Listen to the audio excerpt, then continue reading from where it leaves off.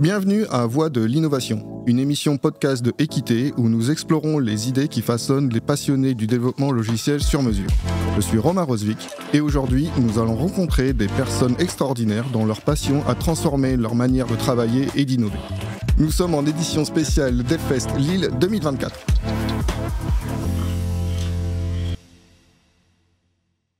Manu, Julien, et on est sur le podcast Équité. Merci messieurs d'être là. Nous sommes en édition spéciale donc sur le DevFest en Lille 2024 au Grand Palais. Et il y a du monde. Ouais, il y a beaucoup de monde. Il y a combien de personnes là aujourd'hui à peu près? On a vendu 1400 billets aujourd'hui. Bon, ouais. Pas trop mal. 1400 personnes.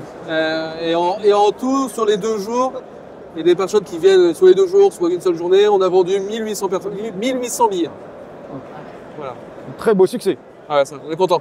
Toi, Julien, tu as fait le tour un peu des stands, tu as fait le tour un peu de ce qui se passe, de l'ambiance. Il s'est fait chier. Ouais. Franchement, j'ai jamais vu une édition comme ça. C'est hyper mal organisé. Les différents sponsors ont des activités vraiment pas ouf. Sois sérieux un petit peu. Non, c'est vraiment une ambiance hyper sympa. Tout le monde est content d'être là, tout le monde est souriant. Ça fait toujours plaisir de recroiser des gens qu'on n'a pas vus depuis un moment. Ouais, donc on rééchange sur les parcours professionnels. Je le vis aussi, je recroise des personnes, ça fait genre, on s'est vu l'année dernière, quoi. Ouais. Tu vois, et c'est un communauté- point de rencontre en fait. La communauté lilloise est petite, hein, donc on a tous à un moment donné travaillé dans la même boîte, soit en Presta, soit... Ou même aux différents salons. On parlait du DevFest, on s'est vu l'année dernière au DevFest, t'es encore là, c'est cool. Enfin voilà. Okay. Et donc voilà, qu'est-ce que tu ressens et qu'est-ce que tu as observé dans cette première matinée, demi-journée plutôt. Demi-journée, ouais. C'est difficile à résumer, hein, mais c'est 2-3 faits marquants. Ce qui est intéressant, c'est le fait que tous les gens soient accessibles. En fait, on peut facilement aller discuter avec les orgas, avec les speakers, et tout le monde est content en fait de venir partager son travail, son sujet de talk, discuter quelques minutes après une conf, etc. C'est ça qui me plaît moi surtout sur ce type d'événement. Et donc moi sur ma matinée, c'est surtout ça que j'ai vécu en fait, et qui m'a vraiment plu. Je te rejoins sur un point. Alors, forcément, là, je suis pas vraiment neutre parce que j'ai un stand et tout ça. Et donc, il y a des gens qui viennent aussi me voir. Je crois que c'est la première fois que je vois qu'il y a des personnes qui viennent pour dire « Attends, je suis en reconversion. Je sais pas trop ce que c'est que le monde de l'IT. Je ne sais pas ce que c'est que le monde info. Est-ce que vous pouvez discuter? Est-ce qu'on peut échanger là-dessus? Et donnez-moi un peu votre ressenti par rapport à ça. » Et je trouve ça super bien, en fait. Je pense que c'est parce qu'on a fait 2 partenariats avec 2 écoles de reconversion, la Wild School et Oberton School, qui nous proposent des bénévoles qui nous aident. C'est peut-être eux que tu as rencontrés. Oui, c'est certainement eux, quoi. Et voilà, ils vont d'un acte volontaire et tout ça, et je trouve ça super bien. Et ils sont assez curieux de poser des questions parce que, alors, ce qui m'a beaucoup amusé, c'est qu'il y a un monsieur en reconversion, il était dans la gestion de patrimoine. Alors, pour rien vous cacher, mon épouse est dans la gestion de patrimoine, donc je connais un peu son jargon.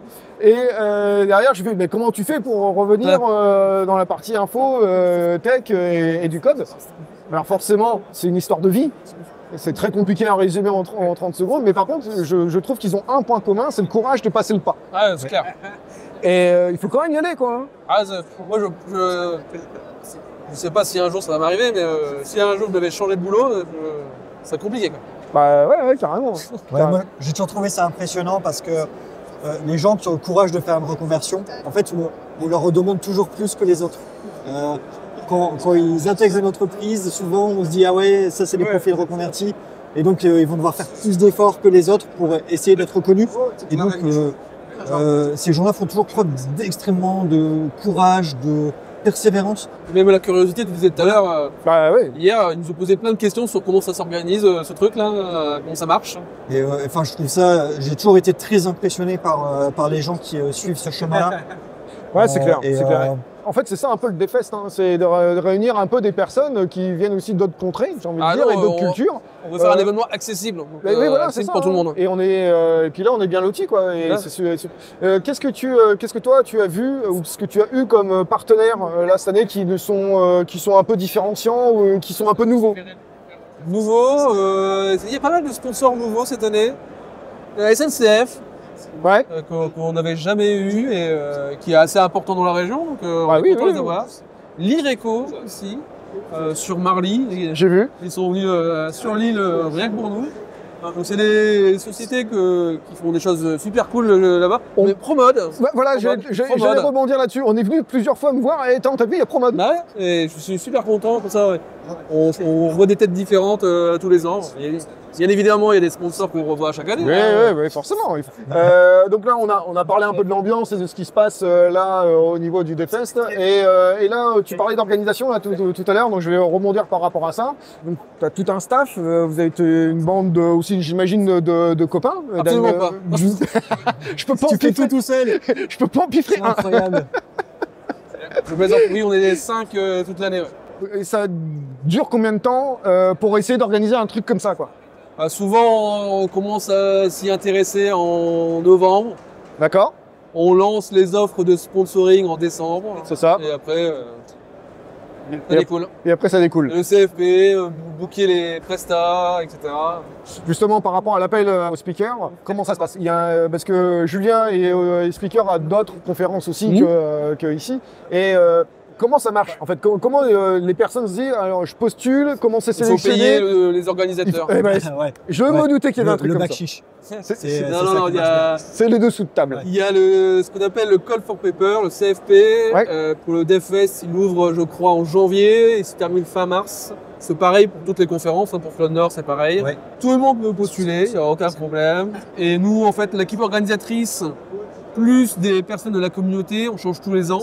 Cette année, on avait 6 personnes, je crois, de la communauté. Note les conférences au fil de l'eau. D'accord. Et à la fin du CFP, l'équipe organisatrice, pour que ça soit efficace, on se réunit pour voir les talks les mieux notés et essayer de construire l'agenda le mieux possible. Ok. Ça fait plusieurs années qu'on a des relecteurs externes, c'est pour avoir des points de vue différents. Parce que on pourrait se dire, Manu, t'es organisateur, tu vas prendre que des conférencières potes à toi. Absolument pas. On a des yeux extérieurs, on va avoir un point de vue différent. Et toi, Julien, est-ce que toi, t'as fait les conférences au Devox là, dernièrement et t'es aussi au Cloud Nord? C'est quoi ton point de vue et c'est quoi ton recul par rapport à... Parce que tu vois les deux mondes, j'ai envie de dire. Ouais. Celui qui postule, qui est sélectionné et qui a le coup de pression. Celui qui sélectionne. Le côté speaker, ouais. Comment tu vois les choses? Ouais, alors déjà sur la partie CFP, effectivement, je sais que pour Cloud Nord, par exemple, on fonctionne de la même manière, c'est-à-dire qu'on ouvre aux candidatures, tout le monde peut venir candidater. Et donc, en fait, nous, en tant que conférence, on donne les grands thèmes qui nous intéressent et donc les gens viennent proposer leurs sujets dans ces thèmes-là. Et donc après, effectivement, on va relire les différents sujets. On a parfois aussi des critères de sélection de candidats. On va se dire que peut-être on va donner la chance à des candidats qui n'ont encore jamais donné de talk, plutôt que des candidats déjà expérimentés. On va peut-être aussi chercher à trouver des conférences qui sont originales, qui n'ont pas encore été données à d'autres conférences pour avoir du renouveau. On n'a pas envie que Cloud Nord ce soit l'antichambre du DevFest. Et donc, c'est un petit peu le cas, non? Mais aussi dans l'organisation Cloud Nord. Un peu moins, mais... Et donc, des sujets qui ont déjà été présentés au DevFest, il est probable que les gens qui viennent à Cloud Nord l'aient déjà vu. Donc, on va essayer de trouver des sujets qui n'ont pas forcément déjà été présentés. Et cette année, il y a le tremplin aussi. Oui, cette année, on a aussi le tremplin. C'est une nouveauté qu'on a mis en place. Où là, le but, c'est d'aider des speakers débutants qui n'ont jamais donné de talk à accéder un peu à ce monde-là. Et donc, on les coach sur l'écriture de leur talk, donc depuis l'écriture de l'abstract, qui va être le sujet que eux vont soumettre dans un CFP, et jusqu'à toutes les phases de conception de leur talk, jusqu'à aller à la fin le présenter devant un public. Ouais, en fait, c'est ça. Généralement, faut être. Enfin, c'est ce que j'entends et c'est ce que j'observe, c'est que pour quand même faire être speaker et puis faire une conférence devant que ce soit 50 ou 300 personnes, il faut avoir une certaine habitude, il faut avoir un petit entraînement, il faut aussi bien choisir ce sujet, j'imagine, qui doit être du moment, d'actualité, mais aussi pertinent. Et surtout utile. Et surtout utile. Ouais. Qui a un impact avec le terrain. Moi, j'aime bien les talks où c'est facilement actionnable derrière. Oui. Sur les 45 minutes de talk, peut-être que 5 minutes ont été seulement utiles pour toi, mais au moins tu pars avec quelque chose que tu peux mettre en pratique chez ton client, dans ta boîte le lendemain. Oui, en fait, les talks, on peut les ranger dans plusieurs catégories. Il y a souvent des talks qui présentent des nouvelles techno ou des choses comme ça, donc ça, c'est des talks un peu hype. Et ces choses-là, on sait que ça va ramener du monde en fait. Il y a des gens qui vont être intéressés, tiens, il y a une nouvelle techno, je vais aller voir ce sujet. Il y a les talks un peu actionnables qui sont, voilà, on a mis en place cette techno, voilà ce qu'on a appris et donc je vous transmets cette info-là. D'accord. Donc tu vois, on est plus proche du Rex aussi. Ouais, voilà. Et donc ça aussi, c'est le genre de talk qui est hyper intéressant. Et puis après, on a aussi parfois des talks un peu ouverture d'esprit, où on présente des sujets qui sont un peu connexes à nos métiers, à l'IT. Et là, le but, c'est aussi de pousser à la réflexion, ouvrir l'esprit des gens. Ces choses-là, souvent, on peut les retrouver surtout sur des keynotes. Et c'est un peu ce qu'on cherche à avoir au DevFest et à Cloud Nord. C'est voilà, avoir des keynotes qui soient en mode ouverture d'esprit vraiment. Et puis, effectivement, des talks de différents niveaux, différents types. Ouais. Je voulais rebondir à ce que vous disiez tous les deux. Je fais aussi d'autres salons dans d'autres secteurs d'activité et dans d'autres technologies, j'ai envie de dire. Et le DevFest, c'est le meilleur. Certainement. Oui. Certainement. Avec le Nord en 2, du coup, non, c'est triste. Mais c'est bien quand même. Allez, arrêtez. Je peux pas choisir entre papa et maman, vous savez bien. Il y a une pratique qui se fait aussi dans d'autres salons. Celui qui veut faire le talk en termes de retour d'expérience, il est obligé de payer. Est-ce que... Alors, je sais que c'est pas du tout l'ADN et je vous connais bien, mais qu'est-ce que vous en pensez de ce genre de pratique? Et le pire, c'est que ça marche. Et quand je dis qu'ils sont obligés de payer, on est sur 1500 balles pour passer 20 minutes de retour d'expérience sur telle ou telle technologie. Moi, personnellement, je suis pas fan. Tout comme c'est à peu près lié, mais quand tu prends un stand et en plus de ça, t'as un talk offert, pas offert, mais en tout cas c'est compris. C'est pas top pour personne parce que si t'as pas beaucoup de talk dans la journée, bah ça te bouffe un slot où tu peux pas mettre quelqu'un d'autre. Ça fait chier le conférencier ou la conférencière qui se dit on m'a choisi parce que c'était un talk obligatoire et je suis peut-être pas légitime pour faire le talk. Et souvent, voilà, des fois, et on l'a fait au DevFest au tout début, les talks sont pas de qualité. Oui, voilà, c'est ça. Voilà. On sent, point de vue, hein. on sent que c'est imposé et que ça manque de naturel et d'envie, quoi. C'est ça. Ouais, c'est un sujet un peu compliqué. En fait, à Cloud Nord, par exemple, cette année, on a 3 moyens pour accéder à un talk. Il y a le CFP qui est le moyen classique, qu'on retrouve dans toutes les conférences. Tu proposes un sujet et puis il y a le comité de sélection qui va dire OK, ce sujet-là, on le prend. Le deuxième moyen pour accéder à un talk à Cloud Nord, c'est le tremplin. On en a parlé tout à l'heure. On accompagne des jeunes sur l'écriture de leur talk. Et parmi les différents sujets qui seront préparés et présentés, on va en garder 2 qui seront propulsés sur la conférence. Et après, les talks sponsorisés, nous, on voit ça comme un moyen de aussi augmenter notre budget, en fait, pour pouvoir présenter une conférence dans un meilleur cadre, avec un meilleur accueil, etc. Parce qu'il faut financer tout ça. Bien sûr. Et par contre, on a un droit de regard sur les sujets qui sont proposés par les sponsors. Donc, c'est pas systématique, c'est-à-dire que tu prends un stand, t'as pas forcément un slot de talk qui vient avec, mais c'est une option qu'un sponsor peut activer. Nous, derrière, on met vraiment un droit de regard. Il faut que la conférence respecte les valeurs, que le talk qui est proposé respecte les valeurs de notre conférence. Il faut que ce soit sur un sujet qui va intéresser les gens qui vont venir assister à la conférence. Donc nous, c'est tout ce qui est cloud, Kubernetes, ce genre de choses. Le but, c'est vraiment d'éviter ce que tu disais à l'instant, que tu as un slot qui a été consommé pour quelqu'un qui vient de faire une présentation commerciale qui n'intéresse à la fin personne. Ça, c'est absolument pas souhaitable. Et même les sponsors, en fait, qui se retrouvent dans cette situation-là, sont déçus d'avoir financé un talk qui, à la fin, n'a pas eu de succès. Donc, voilà. Même si, en soi, le meilleur canal d'accès à un talk, ça reste le CFP. C'est là où on s'assure d'avoir la meilleure diversité et les talks de meilleure qualité. Le sponsoring, c'est quand même un levier derrière pour nous, à la fin, avoir un budget à l'équilibre sur les conférences. Ouais. Ok, très bien, c'est très clair. C'est très clair. Est-ce que vous avez un autre mot ou une autre réflexion par rapport à l'organisation des salons ou même par rapport à vous, votre propre vécu? Ça anime quoi chez vous en termes d'émotion? En fait, qu'est-ce que ça vous procure? C'est un long travail. Là, ça va, on est sur 2 jours. Je te raconte pas l'année dernière où tu travailles pendant 6 mois juste pour une journée. Tu installes la veille, tu démontes le lendemain. Là, c'est sur 2 jours, donc on a plus de temps.